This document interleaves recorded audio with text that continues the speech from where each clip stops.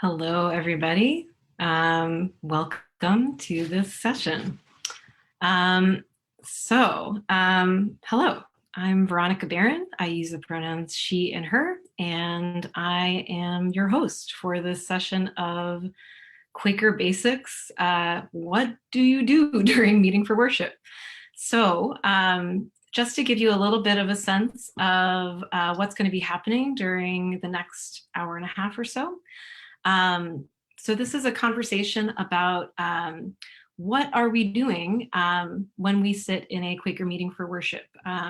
There's going to be some folks in this conversation who may never have attended a Quaker meeting before, and there's going to be folks who have attended many Quaker meetings, and whatever your spiritual practice is, whatever that means to you, this is a chance for us to hear some reflections and share perspectives and hopefully go a little deeper into your own thinking about how your spiritual practices are working for you and how you might find inspiration in hearing from other people, sort of lift the veil of what's going on for each person. A few housekeeping notes before we launch in properly. So for the first half of this session, until about 7:45, we're going to hear from a panel of 3 attendees of Friends Meeting at Cambridge. And we're going to hear from some folks who have been attending for a long time, some folks who have been attending for not as long, and I'm really excited to hear what they have to share. So that portion is going to be a little bit more panel style for anyone who is watching via Facebook Live. That's the section that's going to be in the Facebook Live video, which will also be available for viewing afterwards. So if you want to share it with a friend, lowercase f friend, capital F friend, you can do that with the video after the event as well if you know someone who missed it. And then around 7:45, we're going to, we have a bunch of people in Zoom right now. And then also anyone who's watching on Facebook Live right now, you're welcome to join us in the Zoom conversation as well. If you want to be part of the small group conversations we're going to have reflecting on the panel from about 7:45 to 8:30. So that's the sort of layout of what we're going to do here. On the housekeeping level, so we're only going to be broadcasting publicly the first portion, so that's the panelists. I think I have confidence in our technical ability to get only the right people on screen, but if you have any concern, you're welcome to leave your camera off for that portion. But we're just going to be spotlighting the folks who are on the panel, and then we'll turn that off for the more private interpersonal.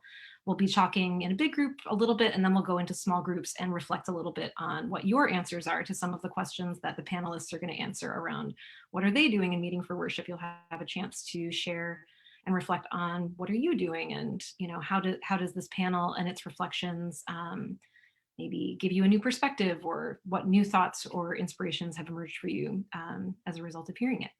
So that's the lay of the land from a logistics and housekeeping standpoint. I feel like usually when I say housekeeping at any kind of gathering, we're in the same room together, but I'm in my kitchen and you're all in your respective kitchens and other spaces in your house, but we'll be together in the space for now. So as I mentioned, I know that there are folks who are in attendance here who there might be folks who have never attended a meeting before, and folks who have attended dozens or hundreds. And in fact, if you want to take a minute to think about what of those, like maybe there's someone on this call who has attended over like thousands. I don't know, that's possible, but if you would like to think about that for a second and drop in the chat what applies to you. I'm very curious about, are there folks who have never attended before? Are there folks who have attended just a couple times? Are there folks who have attended hundreds of times? You can chat to everyone and say, how many? Oh, this is so exciting. This is amazing. The first 2 answers are never and maybe 3,000. And then 3, this is great. Wow, okay, so exciting, yeah. So another person who's never come, people who've come 3 or 4 or 5 times. And let's see here. We got folks who've attended just once, 45 years. This is very exciting.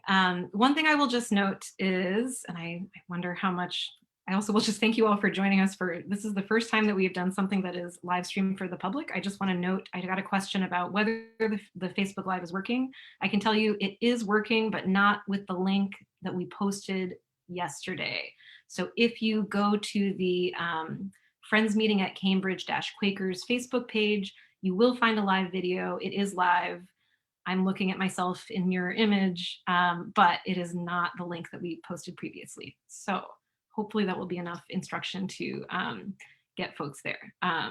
So yeah, okay, really excited about this range of answers for how often people have been. So this is great. We're gonna have a real variety of perspectives in this conversation.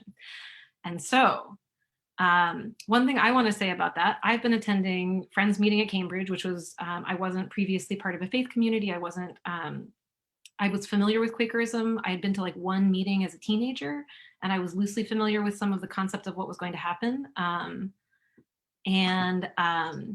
But I started attending about 5 years ago. And so, I don't know, that might put me in like approaching hundreds, plural, maybe, you know? So I just want to note that whether you've been only once or twice or hundreds of times or thousands of times or, you know, a dozen, one of the things that I find really remarkable about the format of a Quaker meeting for worship is that every meeting is quite different. It matters who's there in the room, and it matters what day it is, it matters what's going on, and then everyone together is doing something, right? And that's the thing that's harder to put words on, especially in that Quakers don't have a creed, so there's no fixed statement of belief that we all adhere to, and people speak about what their experiences are quite differently. People have a lot of different words that they use to describe what they think is going on, and yet we're doing something together when we're gathered together in a meeting for worship. And in fact, a term that you will hear sometimes, people will talk about a gathered meeting or a covered meeting, referring to, again, probably people would have a lot of different ways of describing this, but the sense that the meeting really did gather together and something happened. And we might all describe it differently, but we know that something happened in that meeting. We were able to, whatever it is that we were reaching for together, to access or listen to spirit or the divine or God. Again, people use a lot of different words within Quaker practice. So one of the things I think is really delightful is that each meeting is actually quite different. So what you're doing might be quite different. And so we're going to hear from our three panelists about what are you doing during meeting for worship, but also how has that changed over time, and how does that change from one meeting to another? Because there might be a lot of different things that you might do at different times. And so without further ado, I'm going to pass things over to our panelists who are going to share a bit from their personal experiences. The last thing I want to do before I do that, however, is to just address, especially for anyone who has never been to a Quaker meeting for worship before, one of the things that, and you are welcome to join us, we're having meetings for worship via Zoom, Friends Meeting at Cambridge, at fmcquaker.org, which I'll drop in the chat. You can look that up later. But for folks who are new, some of the things that you might notice are that there's sometimes a lot of silence. Sometimes people speak. It might not always be obvious if you're brand new, like who speaks and why, what made them decide to speak? What am I doing when I'm listening?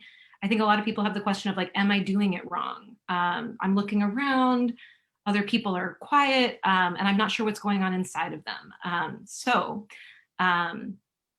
that's what we're going to do here in a moment. So I'm going to now pass things off to our three lovely panelists. We're going to hear from Susan Davies, Anthony Bao, and Nancy Frost. And then after hearing from them each individually, we're going to open things up among the panelists for a little bit of conversation. And you're also welcome, as we get later on into the panel, to share, you'll have a chance to share some questions as well. So, okay, I think I already said without further ado once, and then I made more ado. So now we're going to actually, without further ado, pass things off to Susan Davies, who's going to get us started. Thank you, Veronica. This is an intriguing group. It's a fun thing to talk about. Oh, and I'm so sorry, Susan. I have one more piece of ado. Yes. Would you each, when you just introduce yourselves, share your pronouns if you'd like to, and just share how long you've been attending either Friends Meeting at Cambridge or engaging in Quaker practice more broadly, and then go ahead and launch into your answer. Yes, yes, happy to. So I'm Susan Davies. I use the pronouns she and her. And I found Friends Meeting at Cambridge 1972. So I've been here a very long time. It's part of being older, and continue to feel blessed that I found it. What I do in a Friends Meeting has really changed over the years, you can imagine, based on age, my circumstances, the depth of my spiritual life at that time, and understanding what it's all about. In the first years of my mid-20s, when I first found Friends Meeting, it was a real relief from structure, from the ritual and creeds of the Anglican Episcopal at a church I had grown up in. It was quiet, it was restful, it was unchallenging, and with 2 small children and a full-time job, just being still among friends for an hour was heaven.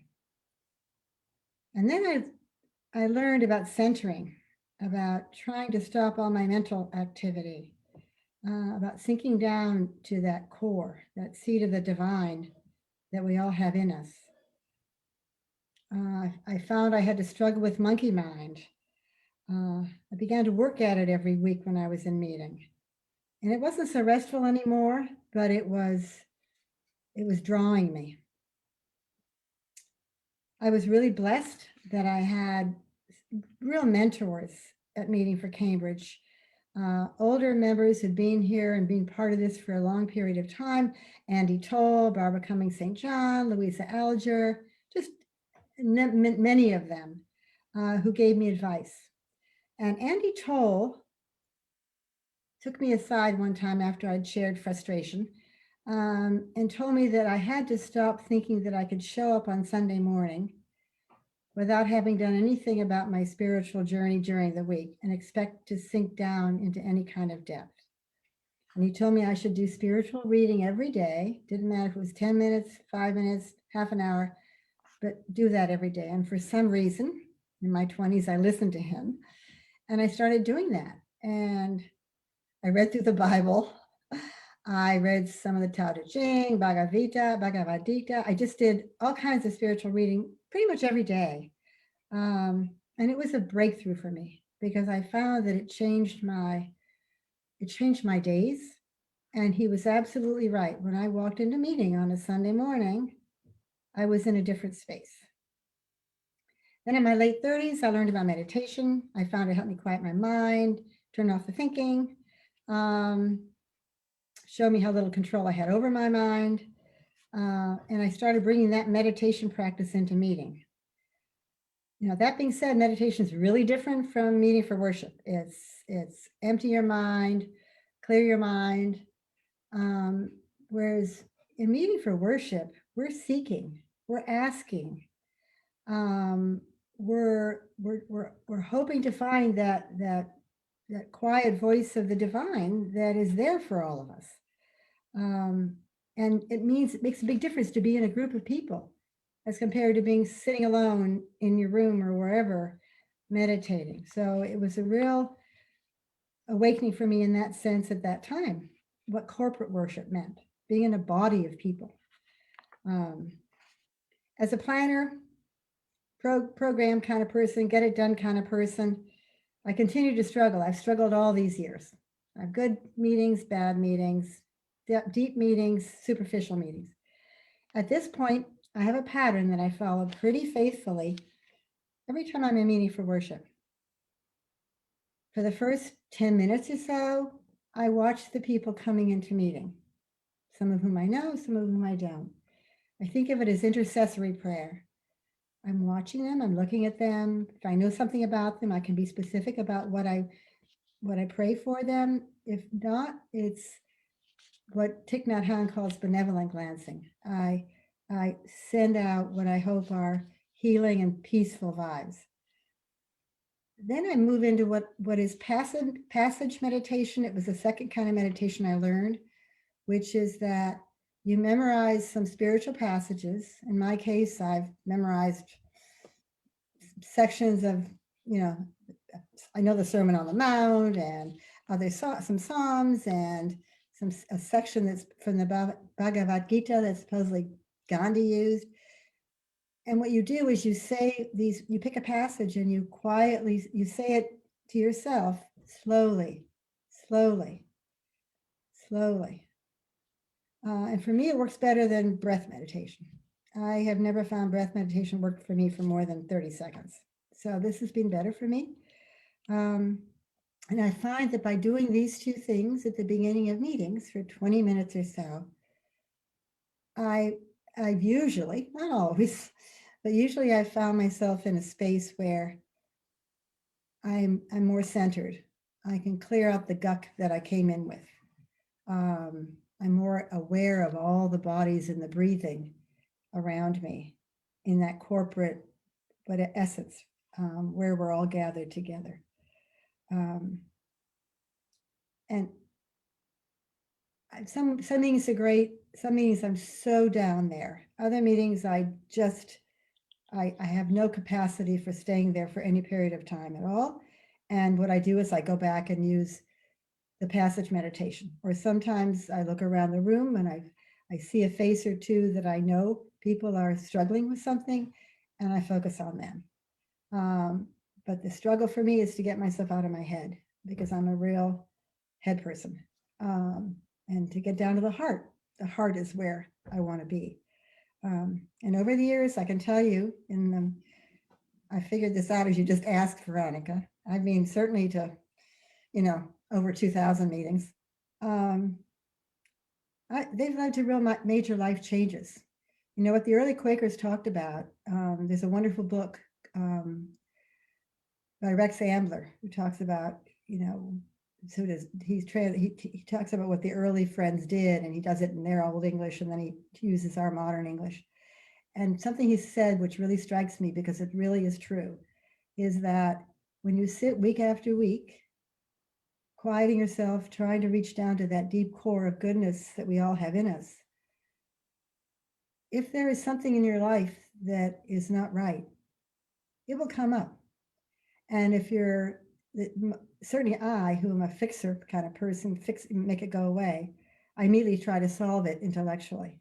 And what they said in the early Friends journals was, just sit with that disease.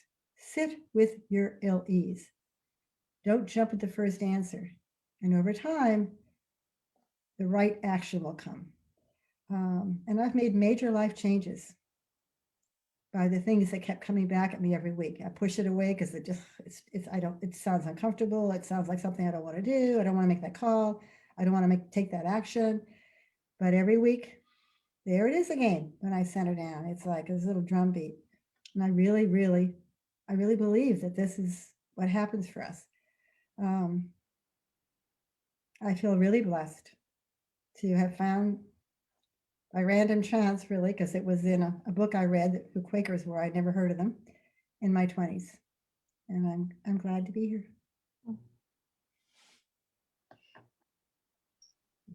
Thank you, Susan. All right, we're going to now pass things over to Anthony. So I'm Anthony. I'm the newer member of our panel, I think. I've only been here for about 1.5 years after having grown up atheist all of my life and then going through a personal crisis at the end of my junior year that brought me here, and I've never left. He, him pronouns. So I think it's really difficult to describe all of what happens in meeting. I think because meeting for me is about listening to God within us and to God in other people. And when I go into meeting with too many expectations or too many plans, then I hear exactly what I expect to hear and I do exactly what I planned to do and don't hear anything other than what I already heard beforehand. So I'll talk about a couple of the things that I do at the very start of meeting. But the aim of both of these things is to stop doing them and to do what I was not expecting to do to begin with. So one of the first things that I do at the start of meeting, and this is when I think meeting is easier for me, is to just kind of tell God how I am, in statements that begin with "I am." And generally speaking, at the very start of the meeting, these will be all of the different emotional states that I happen to be in that I feel like I should not be in for a meeting. And I'll say things like, I am anxious, I am worried about this thing or that thing, I am like afraid, I'm stressed, I'm distracted. And we'll just say them very slowly, one per breath, and name them. And in naming them without trying to solve them, even though it's the same thing that I'm experiencing, I experience it in a different way.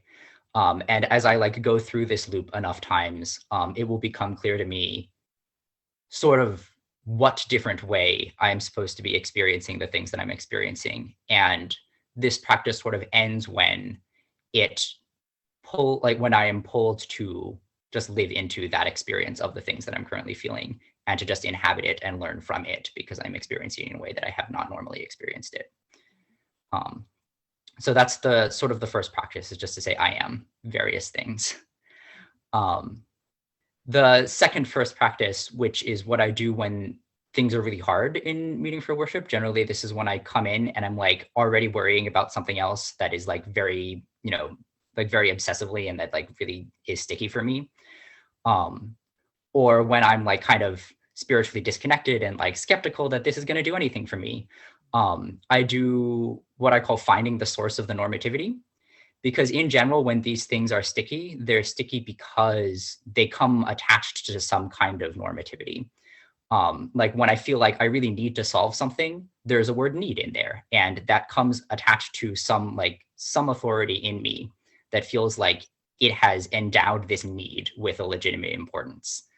And I believe that one of the ways that we can find God is that God is that which endows things with actual legitimate importance. And so I say, well, if this need is real and legitimate, if I really do need this, then it is associated with God in that way. And I ask myself, what is it that endows this thing that I'm obsessing over with legitimate importance? And this is usually possible because even though I'm so obsessed with it, I am addressing it by asking what makes it important. And in that way can reach for God and be connected with God without having to fight against that obsession. And it takes me in a different direction and like puts me in a different mindset than I am when I am obsessing.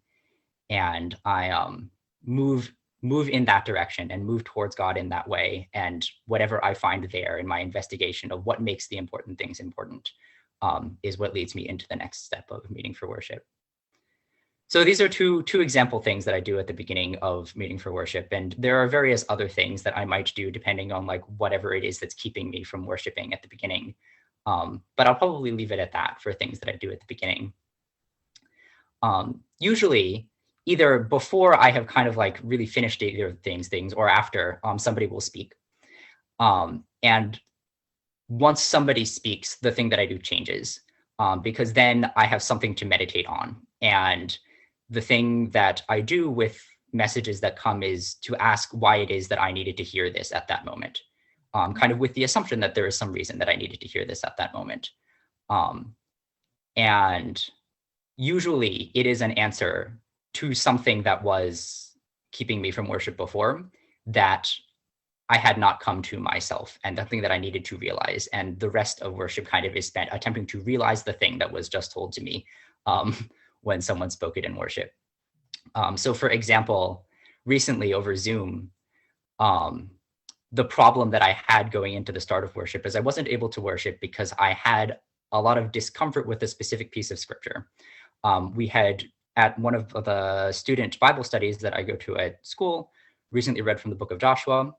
And the book of Joshua is a thing that disturbs me every time I read it because it is very difficult for me to square it with my notion of who God is as a pacifist. And had various like ideas in my head about how I might want to read this text in a way that makes sense to me, but all of which were very weird. And like if I talked to like a real exegete, they would say like, that's a very weird way of reading this text. And so it was still uncomfortable. And I imagined going into worship that the exercise I needed to do was just like come to courage in my own readings and like say like, this is how I'm choosing to read this text. And it doesn't need to be not weird. and was struggling with that right up until the first message. And the first message was someone standing up and saying, or, over Zoom on meeting and saying, you need not.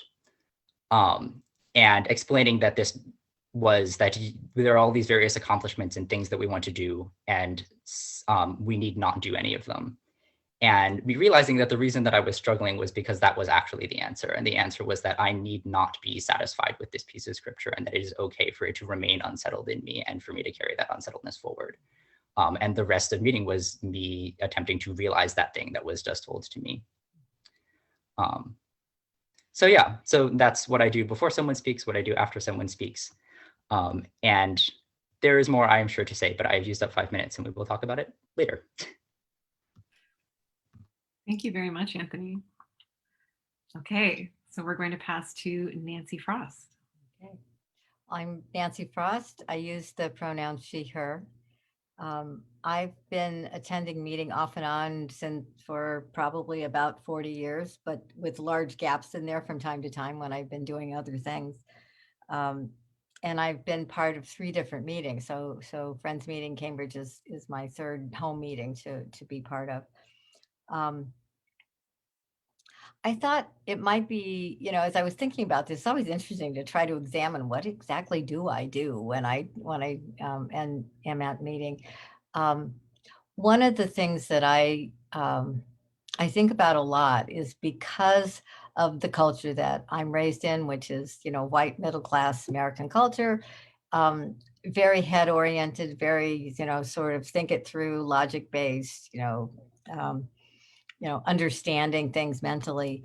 And I have increasingly tried to make sure that I bring my body with me when I come to meeting, and that I ground myself in the rest of my life as well, more than just trying to have everything that I do be eyebrows up. So one of the things that I tend to do, my practice is when I go to meeting, that first I sit quietly. And just sitting quietly could be a challenge sometimes, but that's what I do. And I picture myself kind of settling into a cushion of, support from the other people that are in the meeting. I usually will, open my hands, or I'll do some other kind of gesture to tell myself that I'm settling now, that this is different from the rest of my life, that we are now going into a time when I'm going to go deeper. I try to breathe and sort of let my body slow down and let my mind just kind of spin out and wear itself out a bit. And then I listen even if there's silence. I listen to the silence, and I find that a really grounding thing to do. Once I do that, sometimes, very often for me, phrases will start to arise. Maybe it's a line from a song, or something from, a line of poetry that pops up, or something that someone said during the week. There'll just be a phrase that'll start echoing in my head, and I'll look at it more deeply, perhaps, to see if there's a message there for me. If is there something that I hadn't seen. I think in much the way that Anthony's describing, when somebody else speaks and you hear a phrase and it kind of rings like a bell to you, and it's like, there's something there. And so I will just sit with and try to listen to those little fragments that pop up in my mind. I think one of the things that's different now, because we're doing Zoom, is that it takes a while to get that sense of being surrounded by people and being in a body of people when you're on Zoom. I find it pretty easy to have meetings where you're talking to people, but that sense of sitting in silence with people, that takes a little bit more work. So I do things now. Sometimes I light a candle at the beginning of meeting to just kind of help myself realize I'm in a place here. There's such a temptation on Zoom to do things like, oh, I'll just have a little breakfast while I'm here, or I'll have some coffee, and I try really hard not to do that, because I wouldn't do that in the meeting house. I also have a practice, because we have a large enough meeting that even in grid view, I'm not getting the whole meeting on my screen. I've decided that the people that show up on my screen have just been served to me. And that those are the people that Spirit is giving to me to care for during that meeting. And so I will usually go through the rows of people. Maybe I know half or 2/3 of them, maybe not. And just do something that we call holding in the light.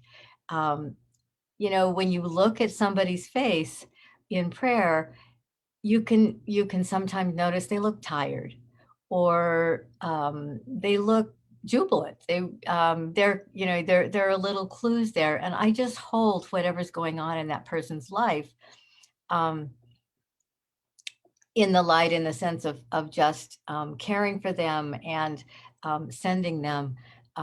It's sort of my evangelical. We would have said, "I'm praying for you," but it's a deeper process where you just kind of send love to that person, and a prayer that they're able to also be centered and grounded during meeting and in the rest of their life. So it's different in Zoom, but I found that there are practices that are helping me get a little bit deeper into being in meeting, even though we can't physically be together at this point. Things that I thought, when I was thinking about this, when I first started going to meeting, I was kind of, I come from a really busy church, where there's lots of talking and you're singing or you're standing or you're listening to a long sermon, or, there's something going on all the time. So you can really be almost an audience and observing. And Quaker Meeting, you're not the audience. We're all the equivalent of, we're the preachers. So I think there's that sense of what is the silence for? And I think it's important to realize that the goal isn't silence. The goal is stillness and the ability to go deep. Silence is a tool that gets us there. But it's not that being quiet is the point. It's that we become still and we become centered, and we can sink down into a deeper place than where we may live most of our lives. And when people speak out of that stillness, the goal is that, the point is, you're supposed to be speaking only if you feel that you've just received a message that is supposed to be shared with everybody. And I think we are often more or less skillful at that. Sometimes people say, quite frankly, really weird things in meeting, and it can be a little distracting. I will, or people may say something that I really disagree with on the face of it, or I somehow bristle at words that they're using, and I find that it's really helpful to think about, okay, what in there is for me. Um, I can pray for the person, but I can also think about, sometimes there's just a word in there, and it may not have anything to do with the actual content of the meeting, but there'll be a word, like Anthony's need. Like, what does need mean? And that then opens my mind into a deeper place. So I try to find what is in a message, even if it seems kind of peculiar to me, or long or whatever, that really is a way that Spirit can speak to my heart and to my life. And I think when Veronica asked about how meeting has different for you, how has it changed? I think that more than changing over time for me, it's different based on who I am when I come into the meeting. If I'm, sometimes I come in flat out empty. And when that's the case, I feel like the meeting holds me, and the meeting kind of fills me and gives me courage and gives me, inspiration to kind of move on with my life. There are other times that I come in a grounded place, and I can be part of holding the meeting. And I think that is part of why this is different than meditating or praying alone, because there really is a sense of being held in a group. and that spills over outside of meeting. I mean, I'm very aware that if I had some crisis in my life, or some real serious need, or problem, the people I go to are the people in my meeting, because being together and being centered that way builds ties that are just a lot deeper, more easily than you can build in your community at large. So I think that that experience in meeting, is part of my life, as a whole. And I think that that's, sometimes people feel like they aren't quite sure, what you're supposed to do. There aren't a lot of supposed to's in Quaker Meeting, I think. There's a lot of flexibility and room to move. We make mistakes, we recover from the mistakes, and we go on. And I think that for me is a really freeing thing. It's something that makes meeting a really special part of my life, and something that I look forward to. So I think that's off the top of my head. That would be my content about what I do. Thank you so much, Nancy. All right. Wow. So in just the couple of minutes we have left before we transition into our smaller group conversations, and there will be more time for questions and reflections after we turn off the Facebook live stream. I just wanted to take a moment for if there are any questions, sort of going deeper questions or responses from either folks who are listening in the audience, so to speak, or if panelists have a question for each other. I would love to, for folks who are listening, if you want to drop a question in the chat, and for panelists, if any of you has a question that's arising, we just have a moment for maybe even just one question before we transition into our smaller group conversations.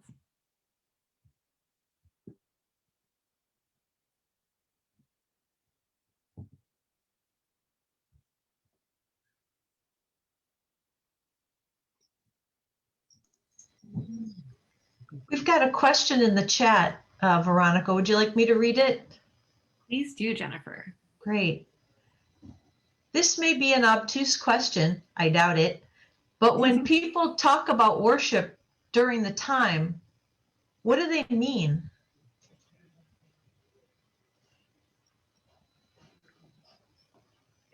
If I can jump in, I would say you'd probably get a different answer if you asked everybody sitting in the meeting.